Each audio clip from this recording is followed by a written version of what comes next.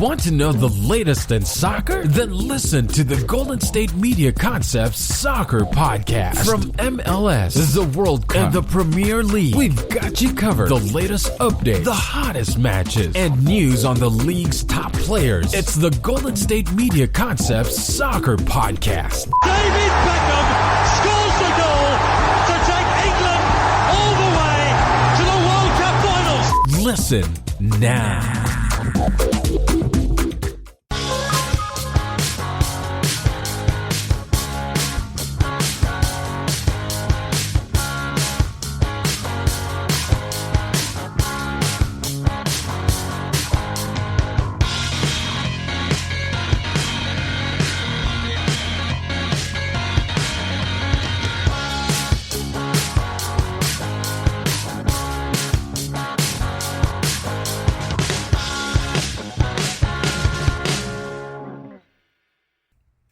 Thank you for tuning into the GSMC Soccer Podcast, brought to you by the GSMC Podcast Network. I'm your host, Steven Melendez, and I'm going to be bringing you the latest and greatest in soccer news from around the world. Welcome back, everyone, to your favorite soccer podcast. I just realized when I started recording this episode that this is my 30th edition on the Soccer Podcast. I love it, man. I'm so happy that I get to come out here and talk soccer with you guys and just do it every single week. It really is a privilege that I don't take for granted. I do my due diligence to stay, very researched and informal on these games. What am I trying to say? I'm trying, that I have all the information I need when I go in here, and I just love talking to you guys. For those of you who do listen to me, just know that you are extremely appreciated, and I wouldn't be here if it wasn't for you guys, honestly. So just thank you for, always listening to me, and I'm just excited to get through another round of topics in today's show. So let's just get right into that. Starting with the first segment, we're going to be talking about the USA International Friendlies that just passed. They played their first games since February, so obviously I want to talk about what I saw in those games, and then talk about what I believe the roster could look like when the 2022 World Cup qualifiers come around, because they are very close, and it's time to talk about it. So that's what the first part of the show is going to be about. Second, we're going to be talking about the CONMEBOL Match Day 4 recaps. Those games are wrapping up, that second phase of the CONMEBOL World Cup qualifiers, and so I'm going to talk about the table as well, just do a little overview and just see where each country is at after 4 games. In the third part of the show, we're going to be talking about the Nations League, just obviously recapping the Tuesday games. We have a few Wednesday games as well that are going to be happening. They might have happened before you even listen to this, but I'm going to be previewing those games as well. So we already know 2 countries that are going to be heading into the next phase of the Nations League. So I'll be getting into that in the third part of the show. And in the fourth part, I'm going to be talking about, I'm going to be doing a new series. I guess I technically started this series in the last episode when I talked about the top 10 USMNT players right now. I'm going to be talking about the top 10 players in each country, starting with the 20th best country in the FIFA World Rankings, and that is Wales. So that's what you're going to be seeing in the fourth and last part of the show. So let's just get right into it, starting with, of course, the USA International Friendlies. We finally get this new generation underway. I know we've technically had a game in February, and I'm sure, and I feel like a few players are, we've had a lot of this new generation already, have a couple caps under their belt. But for the most part, for a lot of these guys, especially a lot of the, very exciting prospects that we have joining this new generation, they're having their debut. They had their debut just now in this international break. So there's a lot of exciting things going on in United States national team, and it's really nice to say that because, of course, as we all know, we were just in the darkest of times of U.S. national soccer. It was really, really bad, and I remember as if it was yesterday where, they have a chance to make it into the World Cup, even though I'm essentially, even though it would have been nice to make it to the World Cup, give Christian Pulisic his first World Cup, because I was actually just thinking about it the other day. How many can he really play in if he makes every single one from this point on? I still think he'll only make 2. I mean, if he's really like a next generational star, maybe he plays 3 and is like the veteran on his third one. But he had a chance to hit his first in 2018, and that 2017 match against Trinidad and Tobago is it is the worst moment in United States men's national team soccer history, because that loss and the wins by Honduras and Panama meant that the United States would miss the World Cup for the first time since the 80s. And that's just sad. I mean, with the amount of money that is put into, the youth system, and, the amount of people that we even have in this country, it's hard to imagine. I mean, even Iceland, with a I don't know the exact population. You know what? I'm going to look it up right now. Iceland, with the population of 356,000, was able to make the World Cup.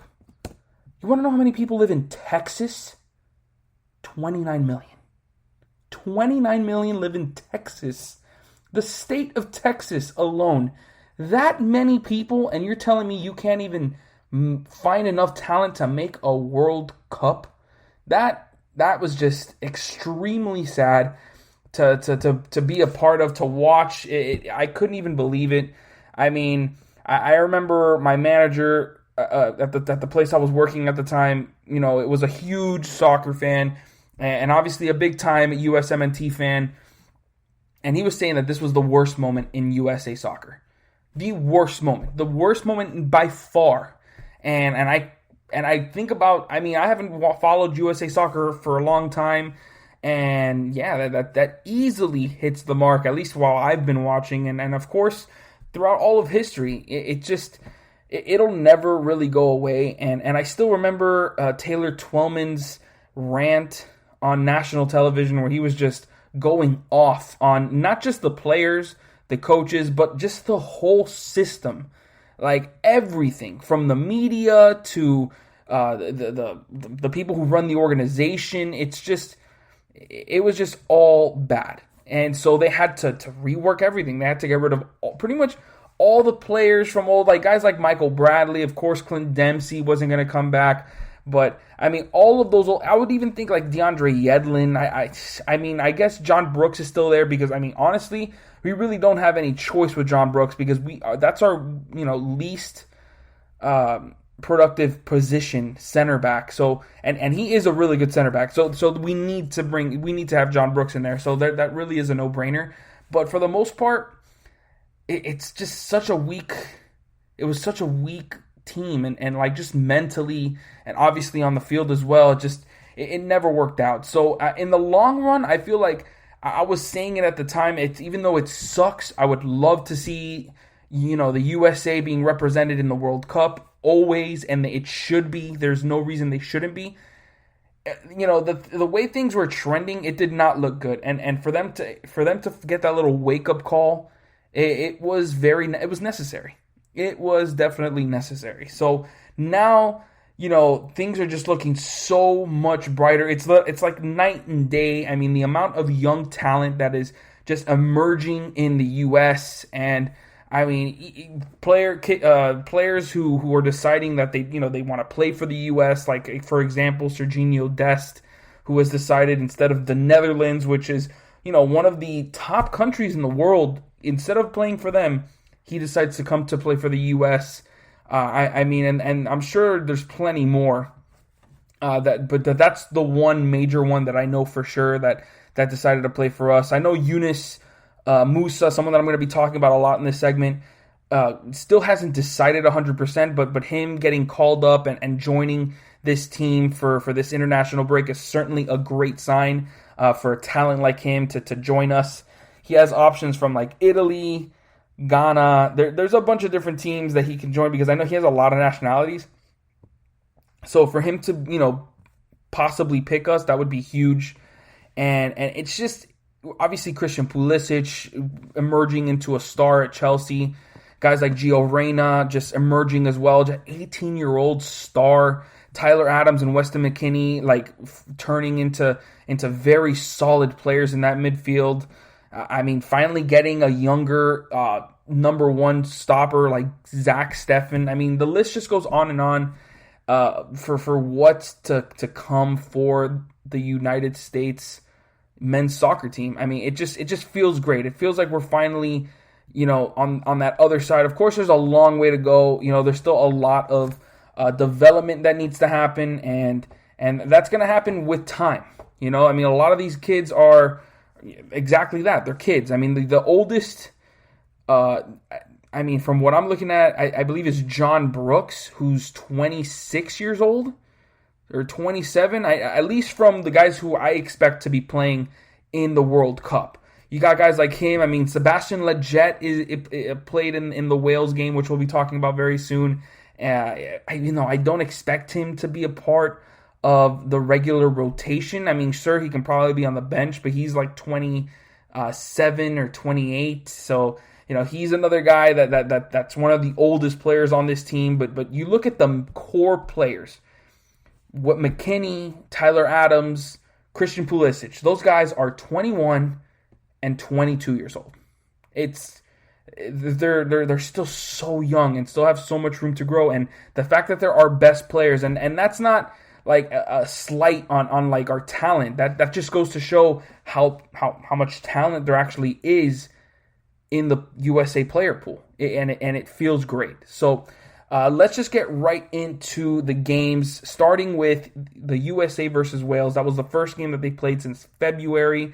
You had a bunch of debuts. You had Yunus Musa debuting, Conrad De La Fuente, Giovanni Reina. I'm not sure if Serginho Dest was this. I think this might have been his senior debut, but I'm not 100% sure on that. But still, there was a lot of debuts here, and a lot of these players didn't disappoint. I mean, in my opinion, the three that for sure were got their stock up, at least in terms of young players, you got Serginho Dest, Yunus Musa, and Giovanni Reina. I mean, they played extremely well in this game. And even though it was sort of a disappointing result, I mean, you're not taking on the best Wales team. I mean, yes, they got Harry Wilson, Kiefer Moore, Rabi Matondo, which is a good prospect for them. But for the most part, you're kind of taking on the Wales B teams because they're obviously getting ready. At this point, they were getting ready for Nations League games that were very important for them to try to move up to League A. So they didn't want their players to get tired. But still, it was encouraging to see them, at least control most of the play in this game. They had way more possession, and they were certainly putting a lot of pressure on Wales. They had more shots, although they only had one shot on target.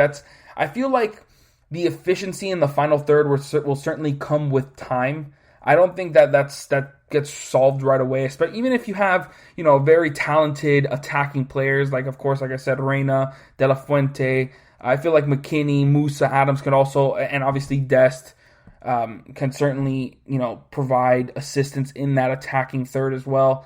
I think that comes with time. And especially with them being young players, they need to learn how to play together and how to, actually make very successful attacking options in the final third. It comes with time. It doesn't just sink all at once. That's not realistic. Now, one I am very disappointed in has to be Antoni Robinson. I was talking him up in the last episode, saying he's in my top 10 USMNT players right now, and I feel like I'm kind of regretting that decision. Even though it is just one game, I mean, he didn't look comfortable. He didn't look like the guy that you usually see when that's playing. Well, now he's playing for Fulham, but that was playing for Wigan Athletic. He just didn't look like the same, and he's certainly one of the prospects that should be considered for one of those fullback spots. But when you consider what Reggie Cannon did in the second game, which obviously we'll get to, after this one, it kind of makes me feel like maybe I made the wrong choice. Maybe I should have gone with Reggie Cannon, because I did have Reggie Cannon in the honorable mentions, and even guys like, I feel like even Yunus Musa showed a lot more promise than what Antoni Robinson showed in this game. You still had Zach Steffen and He played pretty good. He had 2 saves and not like crazy saves, but still like, he was solid in the back and he provides a good presence between the sticks. That's what you want as a number 1 keeper. I would love for him to get more playing time, since he's in Manchester City, he's only getting cup games, but, we talked about that in the last episode, but still, it's just overall, it wasn't a terrible outing. They still got a draw. They didn't allow a goal, and you got that center back pairing of John Brooks and Matt Miazga, which is, a pairing that I feel like we will be seeing in the World Cup, because I don't see any of the defenders, like the young defenders, maybe Aaron Long gets in there a little bit. I don't see a guy like Chris Richards doing enough to get one of those spots, and I actually kind of see him as a fullback option as well, but maybe with the amount of fullbacks that we have, not that we have a crazy amount, but with the competition we have in the fullback spot, maybe he does have an opportunity to sneak into that center back spot, but I don't know, I just don't see it, but still, I was really excited to see, especially that the midfield of McKennie, Adams, and Musa, they seem to really be working well together and look promising. I know a lot of talk about Paxton Pomykal. I don't know how to say that last name, but I know there was a lot of hype about him, that he was a very exciting player, a leader for the under-20 team at the World Cup,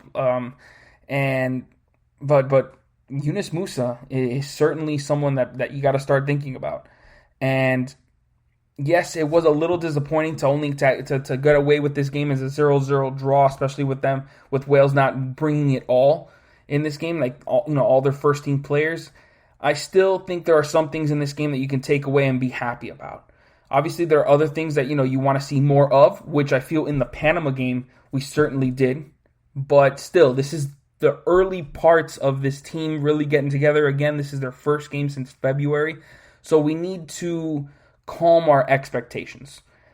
Now, when you look at the next game, you got USA versus Panama, and they absolutely thrashed Panama 6-2 in this game, but the score was, this game was technically a bit closer than what the scoreline actually shows, because you look at the way that they scored, Panama actually took an early lead in this game before Giovanni Reyna scored his first goal for the U.S. with a nice free kick. It's just the potential and the confidence just oozes out of that kid. And for him to even pull that off and just want to take that free kick just really shows me that he's already ready to be on this stage and be a real part of the USA's journey to the World Cup. But aside from that, yes, they scored 2 goals from Nicholas Giacchini, who I was actually surprised. These 2 players, Giacchini and Ulysses Yanez, I didn't even know about these 2 players before they joined this team. I really didn't. Those were 2 players that I didn't really have my eye on, and they impressed. Maybe not Ulysses as much, but for sure Nicholas Giacchini. He certainly impressed. To get 2 goals and give us a 3-1 lead, it was certainly impressive. But then Panama got back in the game. They scored a second goal, making it 3-2, and then that was when Sebastian Soto and Sebastian Lletget, 2 substitutions, came into the game and scored 3 goals within about 8 or 9 minutes. So that was what ended up, ending the game. But for the most part, this game was actually kind of close. And even though, USA dominated possession, they had more shots, way more shots on target. It was more encouraging signs, especially in the attack. And you still had Zach Steffen between the sticks. So, you got what you wanted from that first game in this one. But there are still some things that they can work on, which is, again, expected. You still had that midfielding trio of Musa, Adams, and McKennie, which in my eyes makes it feel like Greg Berhalter has found something that he likes there. And if Musa decides that he wants to be a USA, international, then I feel like that would be a really good midfielding trio to go with, because I feel like Musa adds a little bit more of that flair that you'd want in the midfield, while Adams and McKennie are much more grounded and solid in defense and can play box to box. But you got to also remember, they did all this without Christian Pulisic, which is easily their best player. So there are certainly a lot of great things that you can take from this game, while obviously, halting your expectations of them being world beaters right away, because again, this team is very, very young. And something I also have to mention, John Brooks didn't play in this game. They had Tim Ream, who in my opinion is going to be too old by the time the World Cup comes around. He's going to be like 35, so I don't expect him to I feel like this was more like just giving John Brooks a break, and so I don't really know how to feel about that. But you look at the fullbacks in this game. Serginho Dest gets the spot at the left back position, and he played great. I mean, you put him at either spot and he's going to do work. But then in the right back position, you had Reggie Cannon, and he played extremely, extremely well too. And I feel like when you look at that, I've said it a lot on this show, that I feel like fullbacks and having very fast and athletic and attack-minded fullbacks is the way you have to go in this modern style of football, or this modern era of football, I should say. And I feel like we're starting to get that here. Like, obviously, Dest is a no-brainer, and you can put him in either spot. I feel like at that point, then, it depends on what fullback Berhalter feels more comfortable with. I mean, since Dest can play left back, I mean, maybe, and this is a big maybe, he goes with DeAndre Yedlin at right back.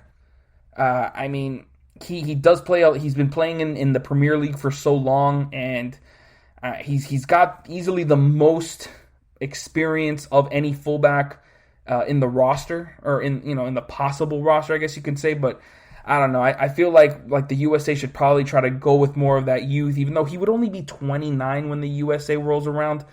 I like him going with guys like Reggie Cannon and Antoni Robinson, just trying to see which guy can get the job done.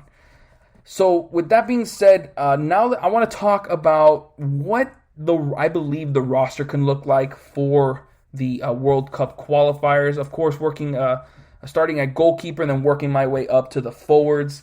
And at goalkeeper, it's super easy to go with it. You got to go with Zach Steffen. He's the clear-cut number one, playing for a top club like Manchester City. He's going to be 27 when the World Cup rolls around, and it's just a no-brainer. He is going to be the number one goalkeeper. There's no other guy that you can go with. I mean, someone like Brad Guzan is going to be way too old. I think he'll be like 35 at that point. I see Ethan Horvath, who plays for Club Brugge, but he's not getting much time there. So I feel like Zach Steffen is the easy choice at goalkeeper. When you look at the defense, I see obviously John Brooks is a shoo-in to be one of the first names on the team sheet. And then Matt Miazga. I mean, he's always on loan from Chelsea. Doesn't really get a lot of time somewhere consistently, which I feel is probably the most important for a young player. And right now he's about 25 years old, so he's starting to get close to his prime. By the time World Cup hits, he's going to be in his prime. So I feel like that's just going to be an easy choice for them. I mean, unless someone, like I said, Chris Richards, really impresses, I expect that to be your center back pairing at fullback.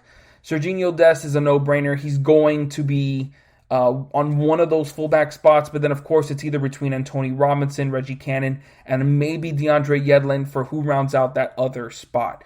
The good thing, in my opinion, is that you're going to have depth there.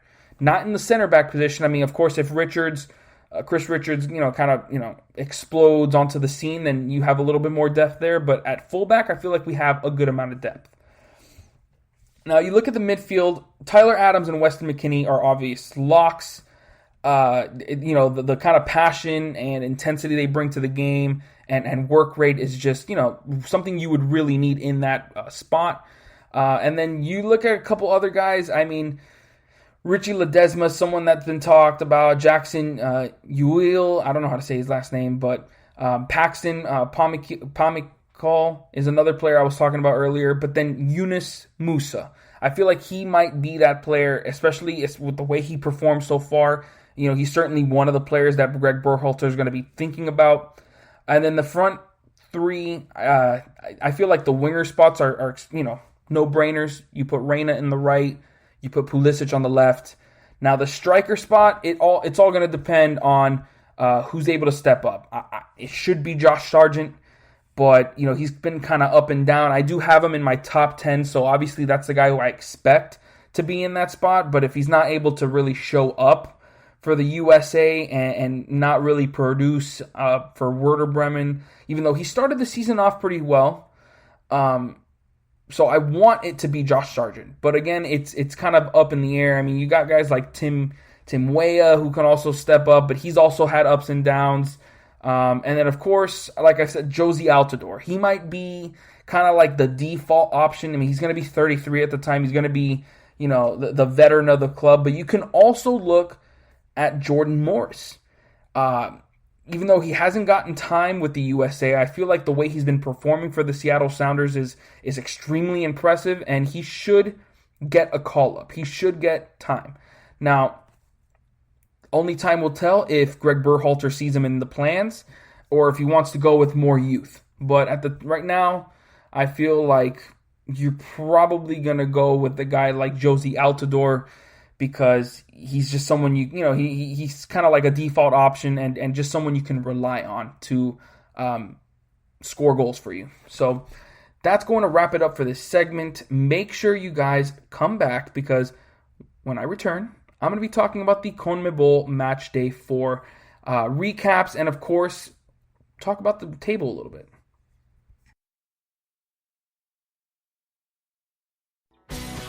Are you looking to get your college football fix? Looking to get the latest news on your favorite school's team? The GSMC College Football Podcast is your ticket to all things college football. Join us as we talk college football, from the national championship, the college rivalries, the bowl game, to the Heisman Trophy. To which conference is the best? We've got you covered for the Big Ten, SEC, Big 12, the Pac-12, ACC, and everything in between. Download the GSMC College Football Podcast on iTunes, Stitcher, SoundCloud, Google Play, or anywhere you find podcasts. Just type GSMC in the search bar.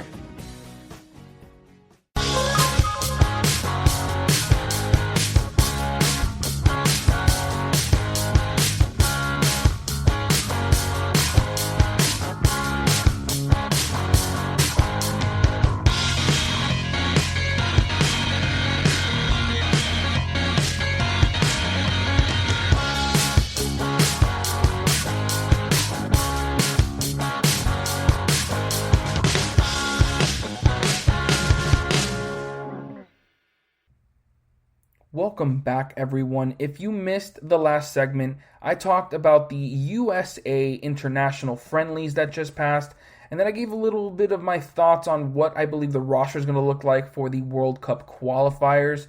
And now we're going to be talking about the CONMEBOL Match Day 4 games. Just going to be recapping them all, and then of course I'm going to be doing a little review of the table 4 games into the CONMEBOL World Cup qualifiers.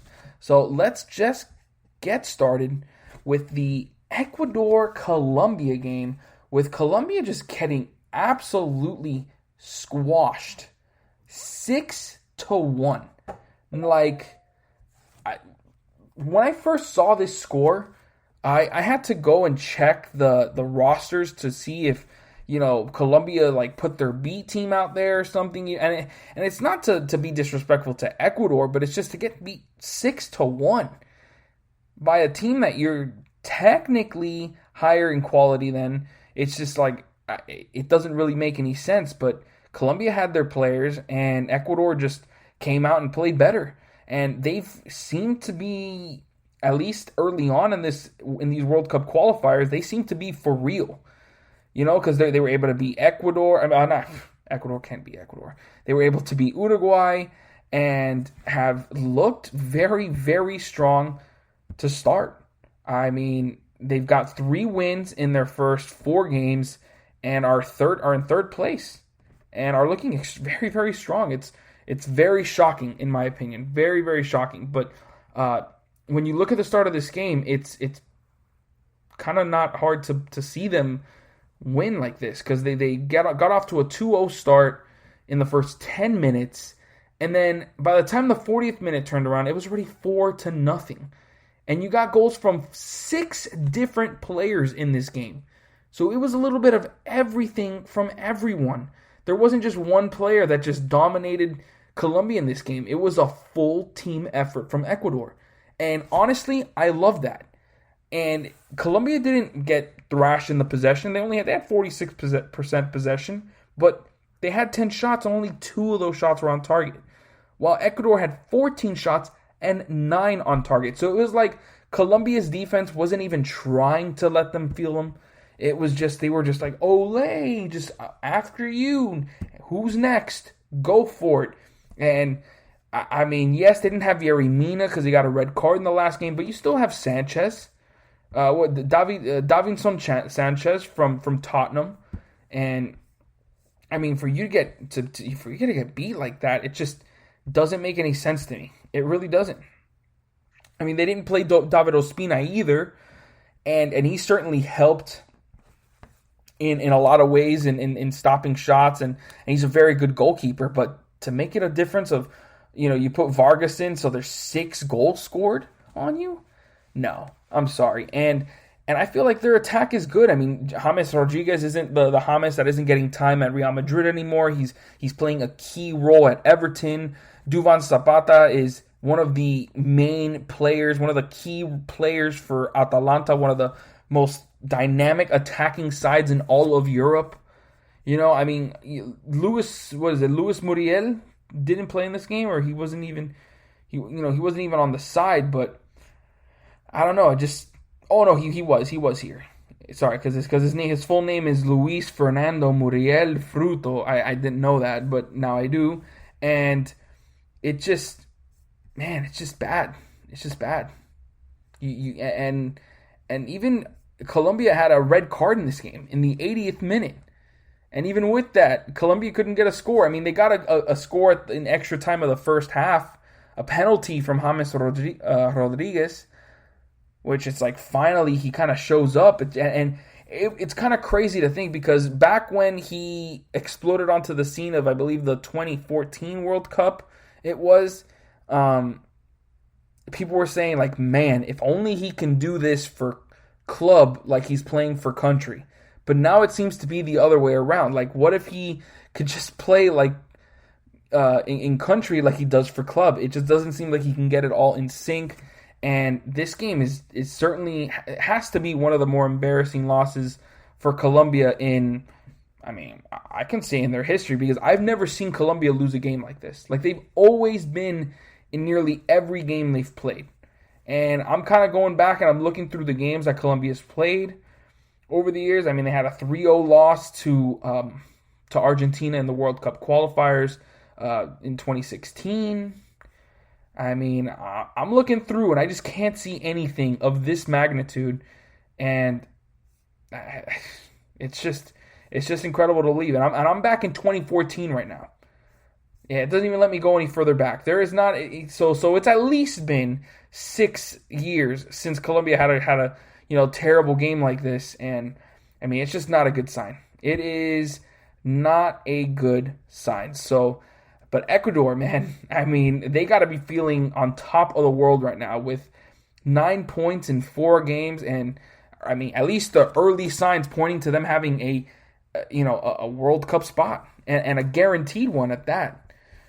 Next, we have Chile versus Venezuela, and I mean, I expected Chile to win this game, not by a lot. I think the scoreline that I was expecting was 2-1 or 1-0, but it was the other way around. I mean, Venezuela were able to get a win in this game with a 2-1 victory, and they scored early on with a 9th minute go-ahead goal by Luis Mago, but then Arturo Vidal just seems to be on fire right now with an equalizer just 6 minutes later.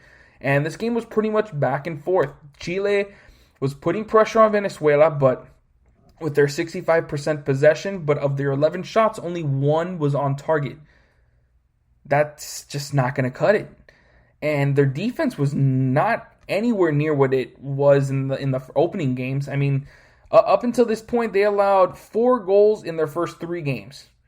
Now they've just allowed 2 more. That's 6 in 4 games. Certainly not what you expect from a Chile type of team, but to allow Venezuela to score the first 2 goals of the CONMEBOL qualifiers for them, that looks even worse. because Solomon Rondon, who, is usually the goal scorer for Venezuela, gets a winner in the 81st minute to give them a very crucial 3 points to finally get out from the bottom of these qualifiers, or at least of the table. And it certainly is a much deserved 3 points, because they, dealt with a lot of pressure from Chile, but we're holding back and got more shots in this game, more shots on target, and ultimately just earned this victory. They earned this victory. They didn't have as many passes. Like I said, Chile were certainly dominating possession, but Venezuela finally got the 3 points that they deserved. Next, we got Paraguay versus Bolivia, and this was another game that I was expecting Paraguay to dominate, even though I think I might have said that this wasn't going to be a very dominating victory. Maybe I said it was going to be a draw, but I doubt it. I doubt I called this one. But Bolivia tied it, man, 2-2. And this was actually more of Bolivia kind of losing this draw, because Paraguay were able to get a 70-second equalizer after Bolivia took a lead going into break.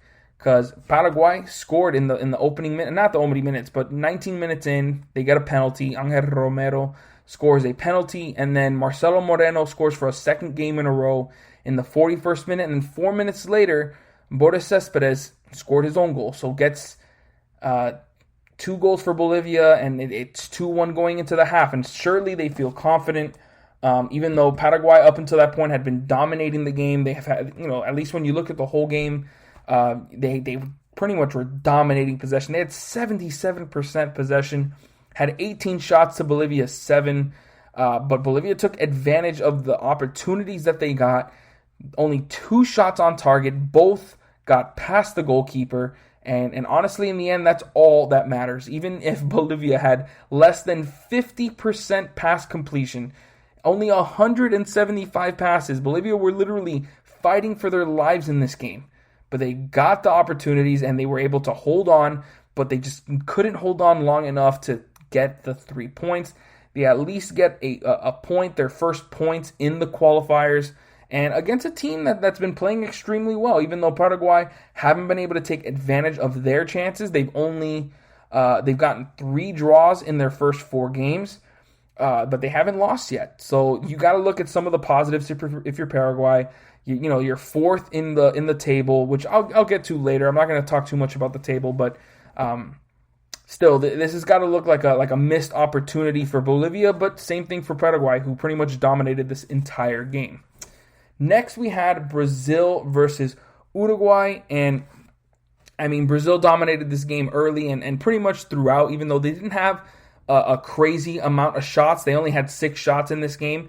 They once again were without Neymar, and again, I feel like it continues to hurt their creativity and just the amount of opportunities they get in the attack. They don't have Neymar to break down the defense, because there really isn't anybody else on the Brazil side that has the flair that you expect from a Brazil team. Even though I like Gabriel Jesus, Richarlison's good in the attack, but none of them have that Brazilian flair. Felipe Coutinho a little bit, but he's more just, I don't know, I just don't feel like he has it as much anymore. But in the end, Brazil still just chipping away, man. Arthur Melo gets, or I think you say Artur Melo got a 34th minute goal to open up the scoring, and then Richarlison scored right before halftime to make it 2-0, and that was all the scoring you'd get in this game. But it does not help when Uruguay don't even get a shot on target, have 41% possession, 5 shots, like I said, none on target. That's not efficient offense. And yes, the defense didn't allow Brazil to do whatever they wanted, but again, they were without their best player, so for them to still score 2 goals, it just goes to show I was expecting a much closer game. I was even thinking that it could have been a tie, but Brazil just continue to show that they are the best team in this qualifiers, and by a long shot. Of course, it never helps when you got Edison Cavani getting a red card in the 71st minute. One of your best players, and obviously a key part of the team, because that double striker formation with Luis Suarez and Edison Cavani is what, mainly engines their offense and their attack, but they just didn't have it today. They did not have it whatsoever, and you just got to... I expect more from Uruguay, because they're a team that I've said a couple times that I feel like they're one of the more talented teams in this entire qualifier, which is obvious. I mean, when you look at the teams, they obviously got the top 5 of Brazil, Argentina, Uruguay, Chile, and Colombia, who have some of the bigger names, and then you got the other teams. But I mean, this year it's looking different. I mean, Ecuador and Paraguay are taking advantage of their opportunities, while Uruguay, Chile, and Colombia have dropped the games. I mean, they already have 2 losses each. So, just a tough game for Uruguay, but Brazil just continues to chip away, continues to play like the best team in this qualifier, like we all expect them to be. And yeah, that's just another great game from them. Next, we have the game that I'm probably going to talk the most about because it's the one I'm most invested in. Argentina versus Peru. And Argentina won this game 2-0. And once again, Peru weren't absolutely dominated. I mean, they had more possession. Yes, they had 10 shots, only 1 on target, but while Argentina had 13 shots, 3 on target, but they had more passes. The pass percentage was better. It just felt like this was another game that Peru could have won, or could have at least got a point in. And against a team like Argentina that's been so inconsistent. And I just don't understand it. I don't understand why Peru just continue to drop points like this. I mean, I'm obviously going to talk about it when I get into the table, but it's like this game just seemed like another one that just slipped through their fingers, and just something that they haven't been able to solve. It's not the same type of team or just the same kind of production that I expect from a team like Peru. I mean, yes, they don't have the quality like teams like Argentina or Chile, which is obviously 2 of the teams that they've already played against, but they've always found a way to get over the hump, find ways to still win those games. But they just haven't done this time around. And again, it's 2 goals that they give up early on in the game. Nicolas Gonzalez gets a 17th minute goal, and then Lautaro Martinez gets another goal before the half-hour mark. And after that, nothing else happens. I mean, Peru gets more into the game, but it just can't happen that way. Peru can't expect themselves to, it's just not what I usually see from Peru.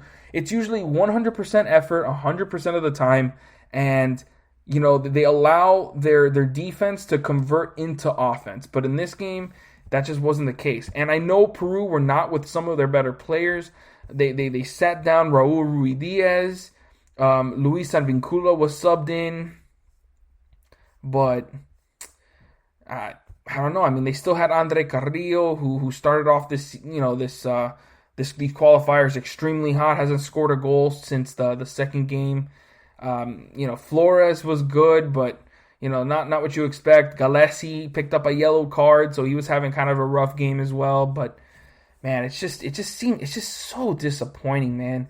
I mean, I know I'm not Peruvian. I mean, my girlfriend's Peruvian, but I get invested in stuff like this. Like I want Peru to make the World Cup, but the way they started this game, I mean, these qualifiers, 4 games in, that's not going to happen. There's just no way Peru's going to make the World Cup at this. I mean, obviously there's still a lot more time to go, but I mean, it just doesn't feel like it's going to be possible. And I'll show you why, because now I'm going to talk about the tables, and I'll start off at the top with Brazil just absolutely dominating the field. They've got 4 wins in 4 games, 12 goals allowed. I mean, 12 goals scored, 2 goals allowed. Absolutely dominating the field. I mean, they got 12 points, 2 ahead of Argentina, who despite being inconsistent, has been able to still chug out results. 3 wins and a draw, have 10 points, just behind Brazil. So obviously, anything can happen if they take on Brazil, even though I just don't see in any way, shape, or form that Argentina are going to be able to beat Brazil, which I actually want to look. When is that game going to happen? It's going to be match day 6. So we get it when these CONMEBOL World Cup qualifiers come back. First of all, we get Argentina versus Uruguay, then we go Argentina versus Brazil. So we get some fun games there, but man, it's just I just don't see Argentina beating them at all. Now we get 2 surprise showings in the top 4, even though 4 games in, I mean, surprises happen, but not the way Ecuador's played. I mean, 3 wins in 4 games. They've scored the most goals in the World Cup qualifier so far, in the CONMEBOL, which is incredible. They've scored more goals than Brazil have in 4 games. That's just insane. They have the second best goal differential, and they look legit, man. I mean, they got players there. They got players. Angel Mena, Gonzalo Plata, Michael Estrada, Moises Casero, Purvis Estupiñan. I mean, it just goes on and on, man. I mean, they got actual players, and they seem to be enjoying playing together, and that's what you want. You want guys to enjoy to play together, and it shows up on the field, and it's certainly doing that for Ecuador, man. They're now in 3rd place, 3 points ahead of any other team, behind them, and that's a good place to be, man. After starting with a loss, and who was that loss against? That loss was against, let me see, against Argentina, no less. It was a 1-0 loss to Argentina to start the qualifiers, but then 3 straight wins against Uruguay, Bolivia, and now Colombia. Now they're going to take on Venezuela and Chile when we come back to these qualifiers, and, who's to say they can't beat both? I mean, obviously Venezuela, they're going to be favorites. Chile, it might be a bit tighter of a game, but I mean, with the way Chile's been playing, I mean, who's to say Ecuador don't win both those games and are in prime position, 6 games in, to have a World Cup spot? I won't bet against them, that's for sure. Now, 4th, you got Paraguay there. They haven't been as dominant as Ecuador, but they've been consistent. I mean, they don't allow goals. They've only allowed 5 goals, which is 3rd best in these qualifiers. But they haven't scored as consistently. They have 6 goals, but they get the points that they need. They got 3 draws. They got to win to be good for 6 points. Tied with Uruguay, but they're ahead on goal differential, and they've just been solid. They've gotten the results that they needed, and that's really all you can ask for if you're a Paraguay fan. And the games they got coming up, they got a game against Chile. They got games against Colombia. So those are obviously going to be 2 tests for them against top teams in these qualifiers, and it'll be interesting to see if they can answer the call. Next, you got Uruguay. I'm just going to go with this trio who's disappointed so far. Uruguay, Chile, and Colombia. I mean, obviously Colombia's been super disappointing, especially with this most recent loss to Ecuador. They now got a -5 goal differential, allowed 11 goals, which is the 2nd worst in this entire qualifiers. And I don't care if more than half of those came in one game. Still, you've allowed the 2nd most goals, and you've only scored 6, which is tied for 3rd, but still, it's like you're way behind Brazil and Ecuador in that sense. And your attack is supposed to be one of your better, one of your strengths. Chile, they've been a bit inconsistent as well. Only a win, a draw, 2 losses. I mean, they got games coming up against Paraguay and Ecuador. Those are, the 2 teams that have surprised so far. So I mean, maybe they can turn things around, get results against them. But I wouldn't bet on them to win those games. And then, of course, you got the bottom 3. I mean, even though Venezuela have been able to get a win here after beating Chile, so they got those 3 points. They're officially out of that, cellar. They're now kind of like in that next tier, but I still got to group them with Peru and Bolivia. Peru, I cannot believe I have them down here. I can't believe they're here in 4 games. 3 losses, a draw, allowed 10 goals, scored only 4. It's been so disappointing. And then obviously Bolivia, who are the weakest team in this entire qualifiers. It's not surprising that they're there, but they've been in a lot of games. They've been pretty close. They almost beat Bolivia. I mean, they almost beat Ecuador in the 3rd match of this. Of these qualifiers, and then they only lost by 1 to Argentina, and then they tied Paraguay. So they've been much more competitive, in my opinion, than Peru have.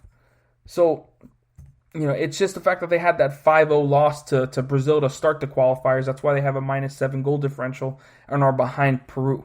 But still, it's just a few surprises in these qualifiers, a few disappointments. But that's why you love football, man. Anything can happen. So that's going to wrap it up for this segment. Make sure you guys come back, because when I return, I'm going to be talking about the Nations League games on Tuesday. Tired of searching the vast jungle of podcasts? Now listen close and hear this out. There's a podcast network that covers just about everything that you've been searching. Hey! The Golden State Media Concepts Podcast Network is here. Nothing less than a podcast bliss with endless hours of podcast coverage. From news, sports, music, fashion, cooking, entertainment, fantasy, football, and so much more. So stop lurking around and go straight out to the Golden State Media Concepts Podcast Network. Guaranteed to fill that podcast itch.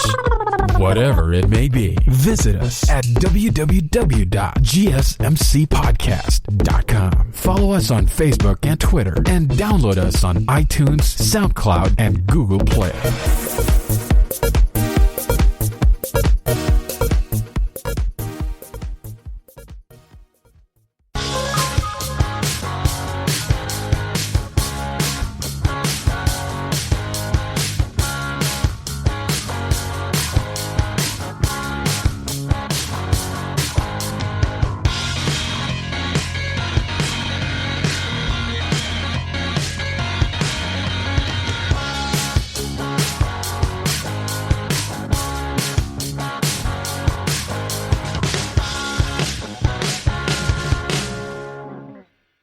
Welcome back, everyone. If you missed the last segment, I went over the CONMEBOL qualifiers that just passed, and of course reviewed the table as well. And now we're going to be talking about the Nations League, as we had a few games that occurred on Tuesday that wrapped up 2 of the groups. And of course, we got a few more games coming up to wrap up the group stage. And I'm going to be talking about all those games and what teams we're going to have in the final stage of the Nations League. So let's just get right into it, starting with a very tight game between Portugal and Croatia. Ended up being a 3-2 win for Portugal. And in the end, of course, doesn't matter because of their loss to France a couple days ago. But still, they had to play. They had to try to get a result to try to make things interesting. And they certainly did make things interesting, but it was too late for them. But they got a brace from Ruben Diaz. João Felix just seems to continue to emerge as a big-time player for Portugal, and that's huge for them because, of course, they need that.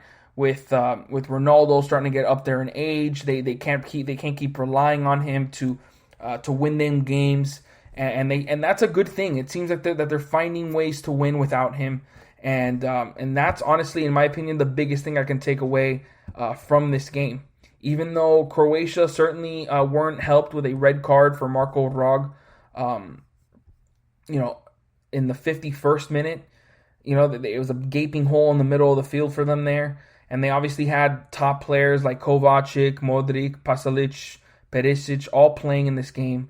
But it just seemed like a little too late. And of course, Portugal got that late winner from Ruben Diaz in the 90th minute.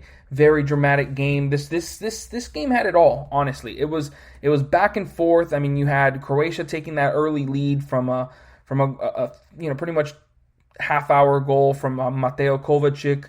And then Mateo Kovacic scored again to equalize because Portugal would score 2 goals in the second half. One, like I said, one from Ruben Diaz, and then the other from João Felix to take the lead.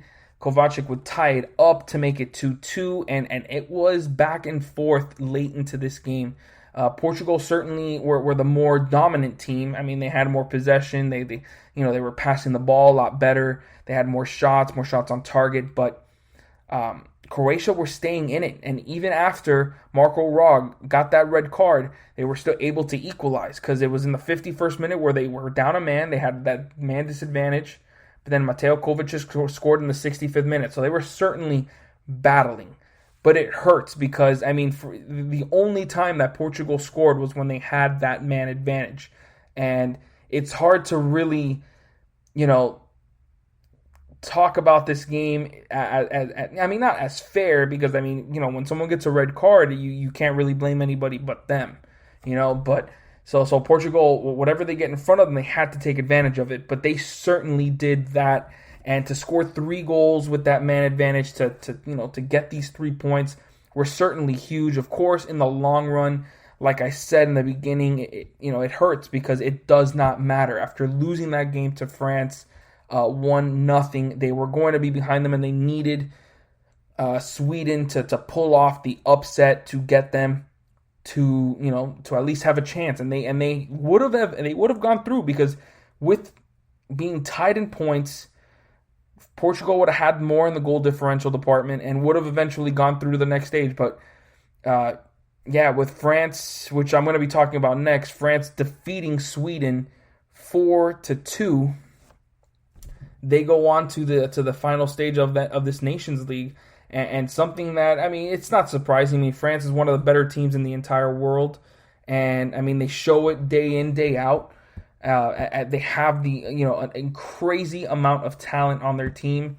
And what was the lineup that went within this game? They had Griezmann, they had Giroud playing, Pogba, Rabiot, Thuram, Sissoko, Pavard, Lucas Hernandez, Kimpembe, Varane, Hugo Lloris. They didn't even have Kylian Mbappe, but he obviously got subbed in. But that's the luxury that this country has.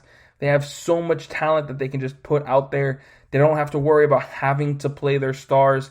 Unlike Sweden, they need to play their star players like Kulusevski, Berge, Forsberg. Of course, they had Alexander Isak, one of their better younger players, off the bench, and then eventually he came in and played. But it just kind of seemed like a little too late for them as well. Even though they started this game off as hot as you could possibly expect, getting a goal in the 4th minute from Victor Claesson.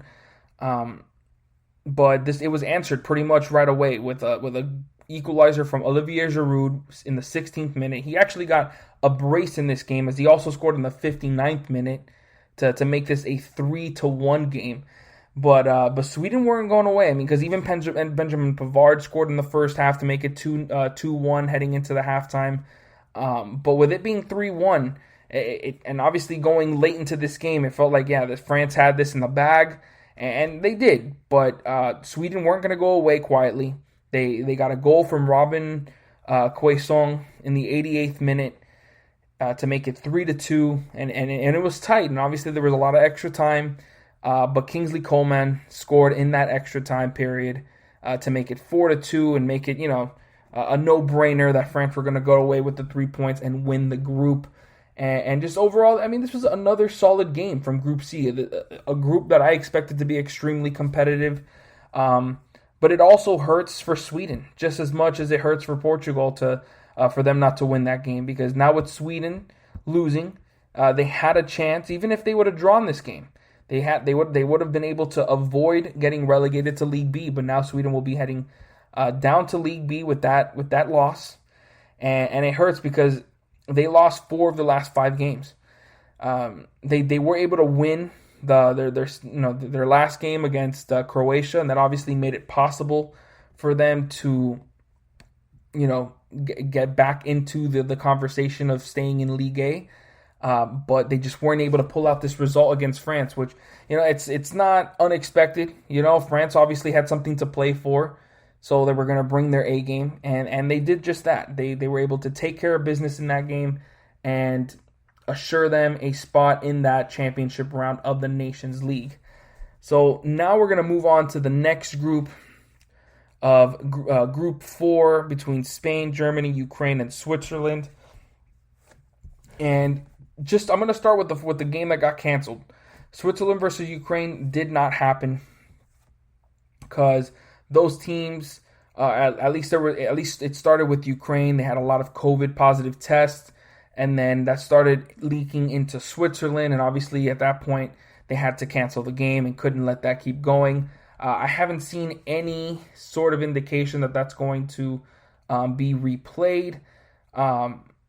And I don't know why it won't. I mean, Switzerland have a chance to have a chance to stay in League A. They have a better goal differential than Ukraine, and if they're able to win the game, they would eventually stay in League A while Ukraine would be dropped down. And I'm sure they will replay it. I mean, I don't see why not. I mean, not like it'll have anything to do with what goes on up top.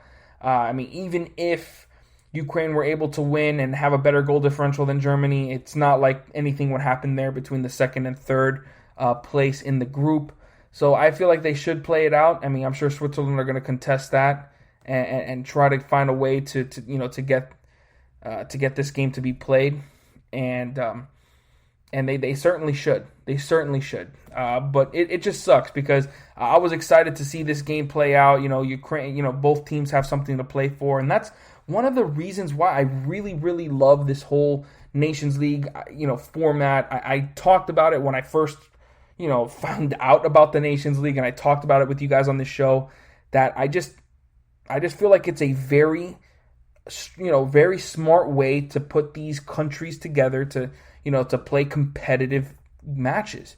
Because normally you'd get a lot of international friendlies, and I know they still have a couple of those to get these teams warmed up for these main tournaments, but for the most part, most of the time, when you don't have, like the Euros, or you don't have, obviously, the World Cup and Copa America, stuff like that to play for, it would be a lot of friendlies, and that's not stuff that's fun to watch. You're just getting random teams like Spain and I don't know, like Israel playing, and then Israel would get absolutely wrecked. That would happen. They set up this format so that it'd be much more competitive and a lot more even for countries to play teams at their own level, and I just love the system, the whole relegation, and then if whoever leads the groups in League A go to that next tournament style format to see who can win the whole thing, and I just love it. I can't say that enough. It's an amazing way for UEFA to put this thing together, and I just love it. So. Now let's talk about the crazy game between Spain and Germany, where, I mean, possibly one of the most embarrassing games in Germany history. I mean, I read that it's one of the most embarrassing and most disappointing performances from the Germany national team to go into a game where they lead in the group and obviously have something huge to play for to try to make it into that next phase of the Nations League. They lead Spain by a point. All they need is a point. All they need to do is get a draw here to move on. And they lose 6-0. 6-0. I mean, when I saw that score, I had to go back, look at those lineups and see who didn't they play, who sat, who was injured, what happened here, who got a red card. And little did I know, and then especially even when I looked at the stats, because when I go into Google and I go and search up these games, the first thing that comes up to me is the stats, and I see that Germany had 2 shots in the entire game, 0 on target, and only had 30% possession. It's just that was my reaction, just like that. What you're hearing on this mic, it was incredible. So I instantly went to the lineup and it was like, who did not play? And you got Neuer there, you got Gross, you got Goretzka, you got Gnabry, you got Werner, you got Sané, you got Gundogan, you got Sul. I mean, the only guy that I don't see here that has been playing regularly is Rudiger, and he's not even in this game.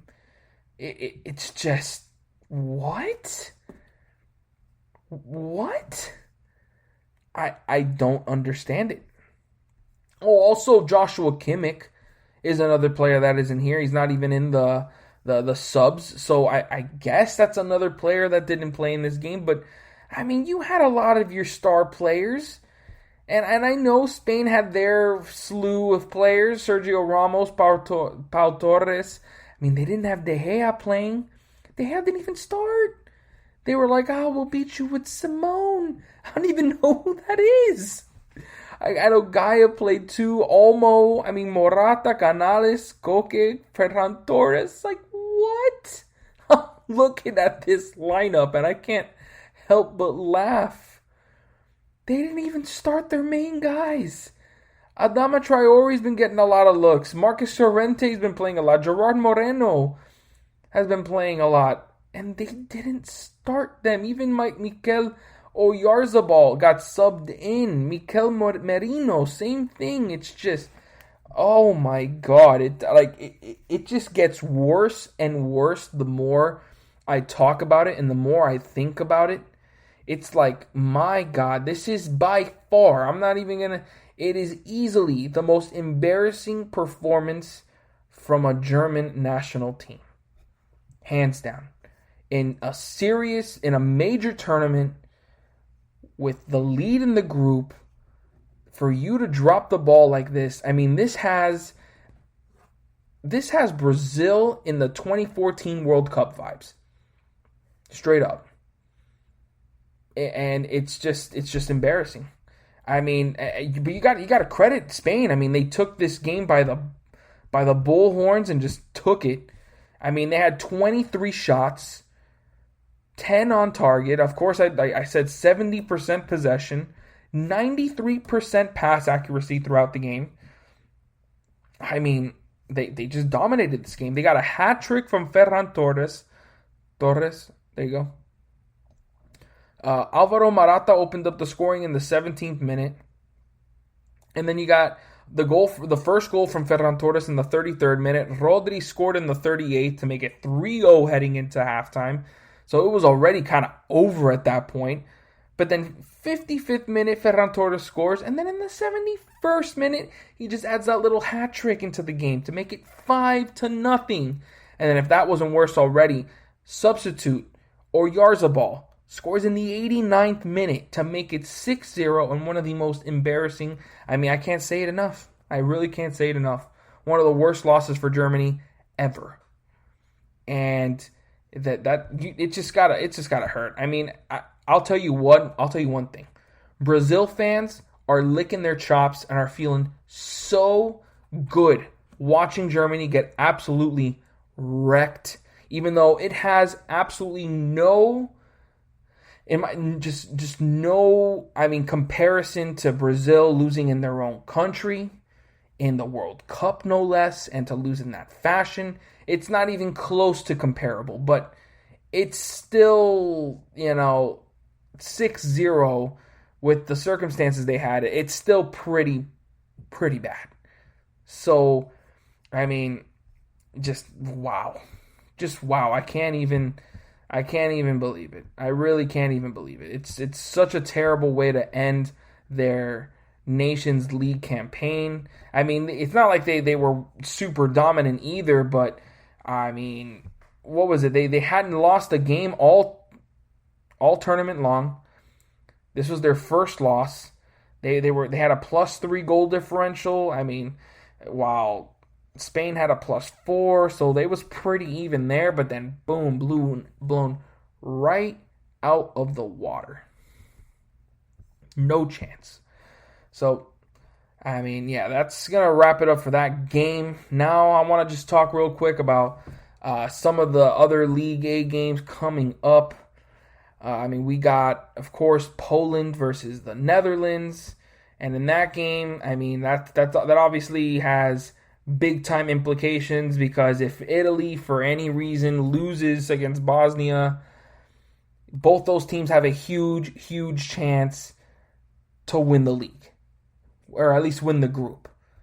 And for Poland, that would be huge. Beyond huge, because I never gave them a chance. They were even without Lewandowski for the first part of this competition, and for them to be in a chance to win the group, there's no chance for them to drop down to League B. Bosnia were the favorites to for that to happen. I don't know how you say big favorites, but I guess the non-favorites to get through. But it's just, That would be huge. I mean, for Poland to win that game. I mean, and obviously Lewandowski's going to have to play a big part in it. And then when you think about that Italy game, I mean, this is a huge time opportunity for Italy to just easily get through. And they can't feel comfortable with getting a draw here, which is what they've done for most of this competition. They've gotten 3 draws in their 5 games. They need to take this game by the bullhorns and just take it. They need to win this game, which they easily can. They can easily defeat Bosnia, but they haven't done it so far. I mean, they drew in the first game against Bosnia, and they've gotten a bunch of draws since then, so it's just they haven't taken advantage of the opportunities they've been given. So will they take advantage of this one? The final game, you take on the easiest team in the entire group. It's just being given to you. But that usually is when things like that falter. So, anything can happen there, and I'm just excited to see how those games plan out. You look at League Group 2 now, and you got Belgium clearly in the lead with 12 points, and then you got Denmark, who have been the unsung heroes here, with 3 straight victories to get them within 2 points of Belgium. It's just kind of surreal to me. And now those 2 teams go head-to-head in the final game of the group stage. If Denmark somehow find a way to pull this game out and get a victory here and defeat Belgium and go into the championship rounds of the Nations League, I will be beyond surprised. I mean, I even had England over them, even though I know they've been so inconsistent. You know, they have a negative goal differential in the 5 games. Just terrible, scoring only 3 goals in those 5 games. It's just when you think about the sort of value that this team has, with the amount of market value that this team has, it's just kind of incredible to think that they've only scored 3 goals in 5 games. But, I mean, now you got Denmark taking on Belgium. And how did this game go the first time around? Let me see how this game went. Belgium won. It was the first game of the match of the Nations League for Belgium and Denmark, and Belgium won 2-0. So, I mean, and Belgium obviously see that they need to get at least a draw here, and obviously the odds are in their favor, no question. I mean, they're the better team. They need to get a draw or a win to go on, and I feel like they'll do it. But again, it's incredible that Denmark have a chance. They have a chance after turning things around, starting with a draw and a loss in their first 2 games. They get 3 straight victories to now be within 2 points of Belgium. So make sure you guys watch that, and that's going to wrap it up for this segment. Make sure you guys stick around, because when I come back, I'm going to be talking about the top 10 Wales players right now. This is your ultimate stop for everything sports. The Golden State Media Concepts Sports Podcast. Should I say more? From the NFL, MLB, the NBA to MMA, it's all in here. The Golden State Media Concepts Sports Podcast. Listen now.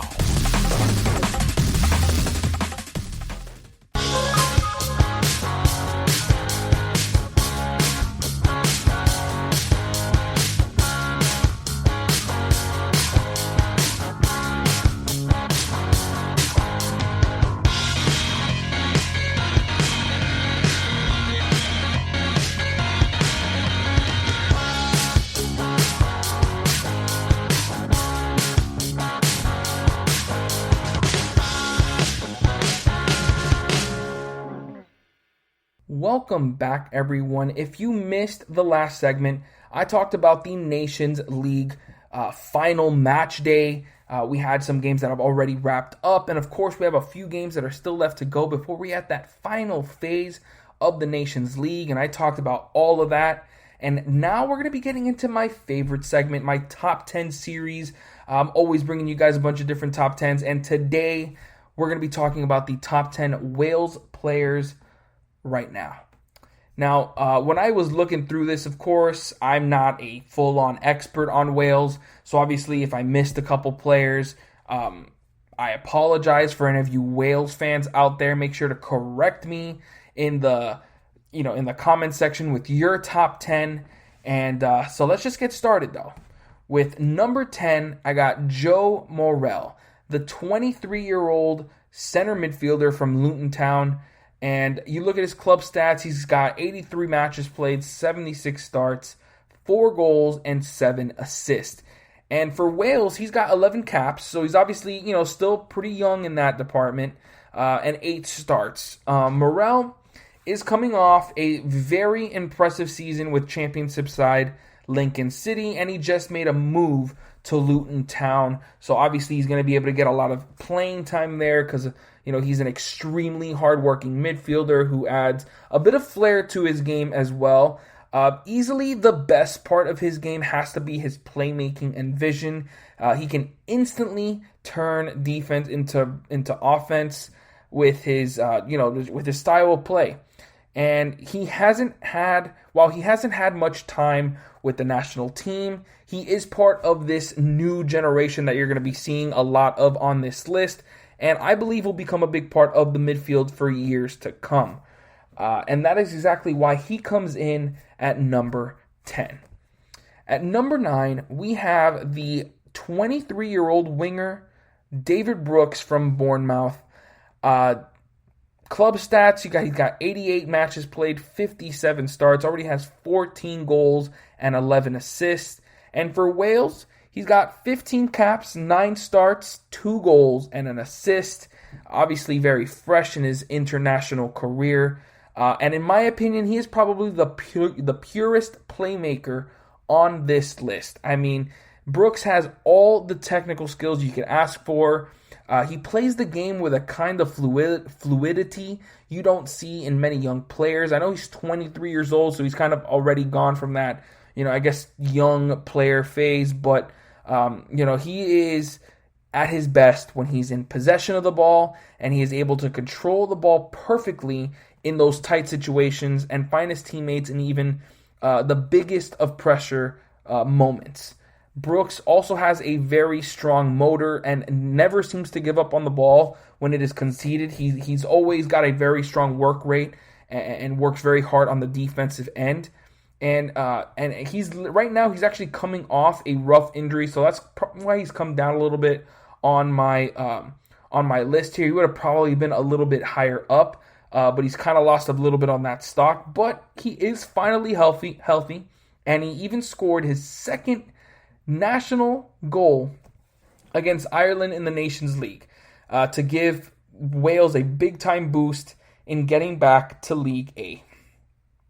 So don't be surprised if you see Brooks a little bit higher on this list or should possibly be higher on this list further down the line. At number 8, we have Neko Williams, the 19-year-old right back from Liverpool. Neko Williams is very young in his career. He's got only 38 matches played, 31 starts, but he does already have 3 assists. And for Wales, he's already got 6 caps at 19 years old, 2 starts, with a goal and an assist. He is one of the brightest youth products in the Liverpool system, and for very good reasons. I mean, at just 19 years old, Williams already possesses all the skills you would want in a first-team fullback. I mean, he's an excellent defender as he always seems to be in great position. He reads the game better than what you would expect from a 19-year-old. He tackles efficiently and is very strong with his aerials. He's also a very smart passer, always seems to make the right decisions, and can pretty much make any pass needed on the pitch, although he normally prefers to go with the shorter, conservative pass because he doesn't want to make any mistakes. Of course, that's usually what you'll see in a younger player, especially on a big club like Liverpool.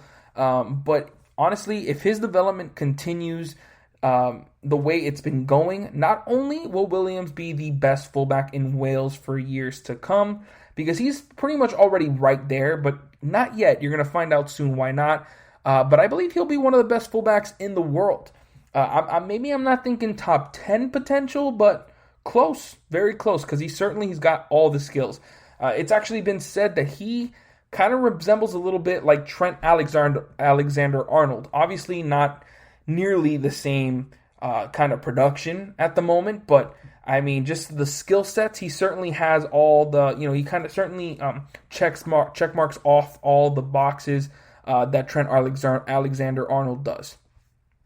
And that is exactly why the young right back comes in at number 8. At number 7, we have the veteran fullback Ben Davies, 27-year-old from Tottenham. He's got 273 matches played and 234 starts for club to go with his 7 goals and 17 assists. And for Wales, at least on this list, he's the third highest cap getter. Is he right? Third highest? No, he's actually the second highest cap getter with 53 caps, 51 starts, and he's got 2 assists for his country. He's definitely one of the most experienced players on this list. Ben Davies has been with Tottenham since 2014 when he joined from Swansea City, but has never been the clear-cut number 1 choice at left back, unfortunately for him. First, he always played second fiddle to Danny Rose, who for so long was considered the premier left back in the Premier League, and was one of the top choices for England. So it was kind of no surprise that he was behind Danny Rose. But now he is the second choice to newly acquired Sergio Reguilón, which is also not surprising. And in the 27, when you really look at it, there was a lot of promise for Davies, because in the 2017-18 campaign, at just 24 years old, Davies recorded 2 goals and a career-high 6 assists. Unfortunately, he has since recorded just 2 assists in all competitions.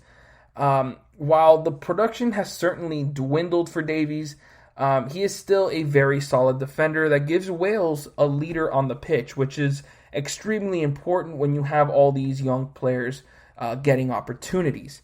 Now, he is a very versatile player as well that always puts the team ahead of himself, which is invaluable. And with Ryan Giggs, the manager for Wales, utilizing a back 3 system, Davies has seemingly made one of those center back positions his. Now, Davies is a very solid defender.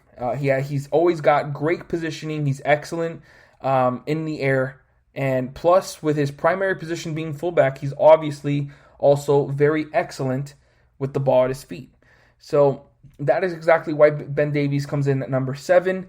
Although I could see a couple of those young players, squeaking by him very soon.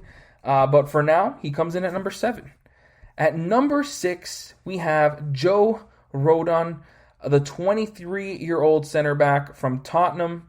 And you're going to realize this is kind of a trend. There are a lot of Wales players at Tottenham. For club stats, he's got 67 matches played, 56 starts, and 1 assist. And for Wales, he's got 9 caps and 8 starts. He is an excellent ball-winning defender, always seems to make the right decisions, when going for the ball, and has an incredible motor. I mean, Rodon is excellent in aerial duels, and seems to always have that great timing to when to get in front of an attacker to take that ball away. His move to Tottenham was a big one, and something Wales fans can certainly be excited about. And it looks like he's already impressing at his new club. There was a tackle that he had against Norwich City that was very, very impressive, and something that Tottenham fans certainly caught eye of. And they started talking big on social media for him. So that certainly is really good momentum for him. And if he can get regular time at a big club like Tottenham, that's only going to be even better for Wales and for Rodon's development. And his recent performance against Ireland in the Nations League just continues to prove Rodon is becoming one of Wales' best defenders. And that is exactly why he comes in at number 6 and just misses out on that top 5. Now next at number 5, we have Harry Wilson, the 23-year-old attacking midfielder from Cardiff City, and really has been with Liverpool for as long as pretty much anybody can remember, because he started in their youth academy at the age of 8 and has been with them ever since. Of course, he's been loaned out throughout the years, with Liverpool being such a big-time club and him not really being able to find room there. He is deceptively quick and a really gifted scorer. You look at his stats. For club, he's got 109 matches played, 86 starts, 33 goals and 8 assists. For Wales, he's got 19 caps, 12 starts to go with 2 goals and an assist. Now, Wilson has worked his way through this Liverpool youth system, but has not been able to find consistent time with his parent club. He's got pretty underrated ball skills, as he will normally take the ball from midfield and make something happen on his own. He is a decent passer as well, but his bread and butter will always be his goal-scoring ability. He can use either foot, and no range is out of his ability. He can score from pretty much anywhere. And then he is also a set-piece specialist. Like, he can score from pretty much any angle, and he's got such a great curve on the ball, and he's probably one of the best set-piece takers on this Wales team. Possibly even the best, because I don't even think Gareth Bale has that sort of ability to curve the ball and bend it the way Harry Wilson does when he's in those set-piece spots. So, Harry Wilson certainly comes in at number 5. Had a lot of promise earlier on in his career, and has sort of dwindled a little bit. I mean, he had a great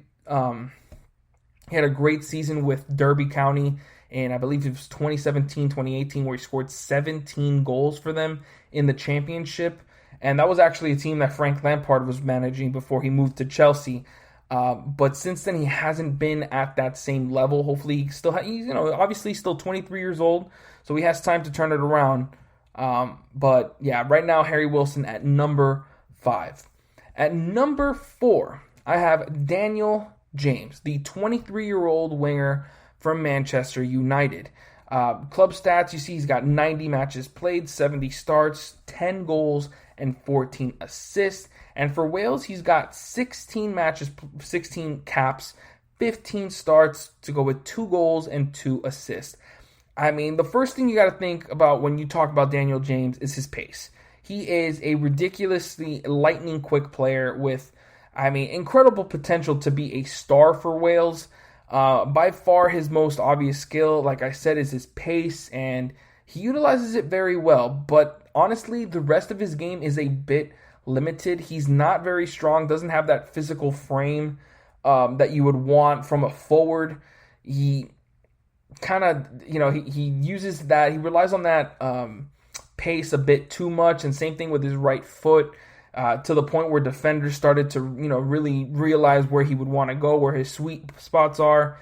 And really for him, he broke out in Swansea City before making that big-time move to Manchester United, where he became an instant sensation. I'm sure everybody remembers where they were when Daniel James was literally on top of the world with 3 goals in his first 4 games for Manchester United.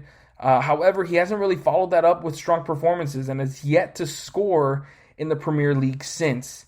James is still young and has plenty of time to recapture that form again, but he needs to figure out different ways to affect the game instead of just, trying to blow past people, because, that pace, leaves you pretty quickly, as Gareth Bale is now realizing, but he still has like the technical skills and the physicality to still be a top player. Daniel James does not, so he needs to figure out different ways to, to really, like I said, impact the game for him to stay in the top 4 and, and be a big-time part of the Wales' future. At number 3, we have Ethan Empadu, the 20-year-old center back, / defensive midfielder from Sheffield United. The loanee from Chelsea, because that's kind of, the loan army that Chelsea have over there. You look at the club stats, he's got 35 matches played, 22 starts. And for Wales, he's got 19 caps and 15 starts. And that's kind of incredible when you think about a 20-year-old already having 19 caps. That's pretty impressive. Not even Daniel James, Harry Wilson have, Harry Wilson at 23 has 19, but that just goes to show you how impressive and how much Ryan Giggs really sees Ethan Empadu, and that's for good reason. He's an extremely versatile and defensive-minded player, and when you really look at a lot of these other players, at least a lot of these younger players, they're not very defensive-minded. I guess Joe Rodon, yes, but For the real younger players, I mean, this is the only one. And, he's been playing center back for most of his club career. But for Wales, he plays the defensive midfielder role. He's an excellent defensive player with great ball-winning skills while also being confident with the ball at his feet. Those qualities are extremely rare in a young player, and he's easily one of the most promising players for Wales. Honestly, probably the most promising player for Wales.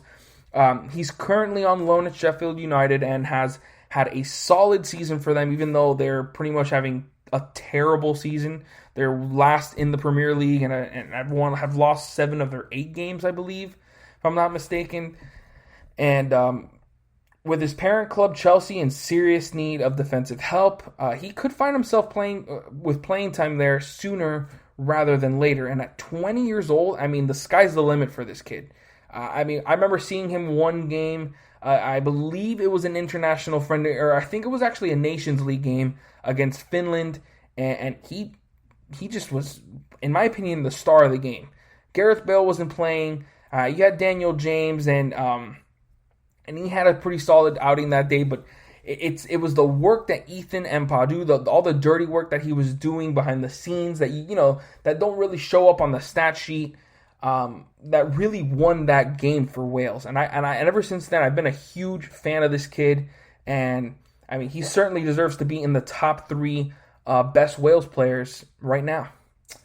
Next, we have Aaron Ramsey at number 2, the 29-year-old midfielder from Juventus. You look at the stats, they speak for himself. 405 matches played, 275 starts, 64 goals, and 58 assists. And for Wales, he's got 50 caps, 47 starts, 14 goals, and 7 assists. The biggest issue with Ramsey is that he has been unable to stay healthy for the national team. However, when he is fit, he's the leader they need on and off the pitch. Ramsey is excellent at setting the tempo in the midfield, and he's an excellent box-to-box midfielder. He shows it. He can get you. He can be creative and get you, players involved with his 58 assists. I guess you say 65 between club and country, and he can also score goals. He's got 78 throughout his entire career, and has shown to be able to do it all, while also being very strong on the defensive end. Now, if he can stay healthy, I honestly believe he can be the most important player for Wales moving forward. Of course, he's 29 years old, so he doesn't have that much time left with the team. But for the race for the World Cup, absolutely, I believe he'll be a part of it. He'll only be 31 when the World Cup turns around. Still in good condition there. He just, again, needs to stay healthy. That's going to be the most important thing for Aaron Ramsey. But certainly, Empadu certainly has a chance to be a number 2 eventually, but at the moment, with Ramsey being as good as he is, he certainly is number 2 on this list. And then I have a couple honorable mentions. I got Wayne Hennessy, the goalkeeper for, the number 1 goalkeeper for them. Danny Ward kind of seems to now be taking over with Hennessy being injured, and he's already up there in age. He's 33 now. By the time the World Cup comes around, he's going to be 35. So I don't really see that being an option for them. But he's certainly right now, in my opinion, better than Danny Ward. He would be the better option. But in terms of realistic long-term view, you got to go with Danny Ward at goalkeeper. And then the center forward, Kiefer Moore. A very strong player, but I still think, there was other players on this list that were a bit better than him. Now number 1, of course, it's no surprise here. We have Gareth Bale, the 31-year-old winger from Tottenham. You look at his stats, it's ridiculous. He's got 458 matches played, 398 starts, to go with 154 goals and 96 assists. In his 71 caps and 67 starts, most on this list, he's got 27 goals and 6 assists. And I'm not sure if that's the most in Wales history for 71 caps. I doubt it. I'm sure maybe Ryan Giggs is probably up there. But he's certainly one of the best Wales players in the history of soccer. And there is no doubt in anyone's mind that he is the undisputed superstar for the Wales national team. His recent struggles to get playing time at Real Madrid were obviously concerning. for any Wales fans. But since now he got moved to Tottenham and he has a chance to finally get regular first team action, that is certainly better for his form. And his play with the national team has, in my opinion, kind of followed with that, because he hasn't been the kind of dominant player that you saw in 2016. I mean, obviously, he's getting up there in age. He's on the wrong side of 30, and that's certainly, never a good thing for soccer players. And when the World Cup turns around, he's going to be 33 probably, and most likely going to be his last World Cup run. But when you look at his combination of pace, technical skills, finishing, they're absolutely unmatched from anybody on Wales, and he's going to continue to lead this team for as long as he's on there. So no doubt in my mind, Gareth Bale comes in at number 1, and that's going to wrap up this show. So I hope you guys enjoyed. Like I always say, make sure you guys, leave me any comments. If you guys have a better top 10 here, let me know. If you have any suggestions for top 10s or just topics in general, please put those in the comments, and I would love to, answer that. So, as always, thank you for listening to the GSMC Soccer Podcast, brought to you by the GSMC Podcast Network. I would like to ask that you please remember to subscribe to the show and write a nice review. That really helps us. Also, if you can please follow us on Facebook, Twitter, and Instagram, I would really appreciate it. Thank you, and have a great night. You've been listening to the Golden State Media Concepts Soccer Podcast, part of the Golden State Media Concepts Podcast Network. You can find this show and others like it at www.gsmcpodcast.com. Download our podcast on iTunes, Stitcher, SoundCloud, and Google Play. Just type in GSMC to find all the shows from the Golden State Media Concepts Podcast Network. From movies to music, from sports to entertainment, and even weird news. You can also follow us on Twitter and on Facebook. Thank you, and we hope you have enjoyed today's program.